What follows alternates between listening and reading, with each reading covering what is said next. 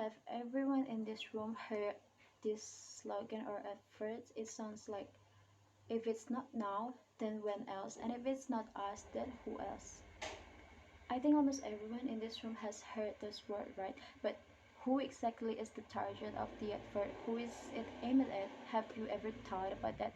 Children? Of course not. They're too young. Old people? No, they don't have enough energy, I guess. Then who? Young people? If you think so, that's the right answer. But why? It's surprising, isn't it, to think about why young people are the lead actors for the goodwill movement, and why should we do good? Why not be neutral and all that, either in that effort on some of the things we see around us. Let's discuss it together. Everything we do has consequence, good and bad. It's not always bad if it's good, and it's not always good if it's bad. It all comes back to our interaction and how we execute a decision. The world today is really messed up, isn't it? If you look at some of the tragedies that happened in 2023, it really looks messy. A major event that we can use as example is probably the genocide that is happening in Palestine by Israel today. It's really crazy how every day there are missiles and bombs launched, how every day there are hundreds or even thousands of people who die, and how every day people close their eyes and ears to something this big. You might say that people are now quite aware of this genocide and blah blah blah, but other than this recent trending issue, what did people know about the story of Israel and Palestine before? Did people sympathize with the Palestinians as much as they do today? Of course not, and much different. What do you think caused different? It's because people today want to move.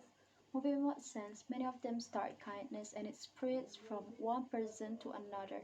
There was a one person who volunteered to help there, then he made a video asking for help. In Indonesia, there were people who couldn't help, so he spread the video. There were people who spread the video, but not many people know the videos. There were also people who directly give money and many more. All of this went on until the news became bigger, more help was obtained. Not only that, many also sympathize and invite the masses to demonstrate, which then went viral and attract the attention of many global communities. This is proof that even a small act of kindness can have a big impact sooner or later. All the good we do will definitely pay off in the end, just waiting for the time to come. Then, does kindness only refer to big things? Does kindness have to be in the form of help to others? Of course not. Kindness can be to yourself, your closest friends, family, and also people out there. Doing good in a small scope does not mean that it is of little value. Rather, it is a noble thing that cannot be done by everyone.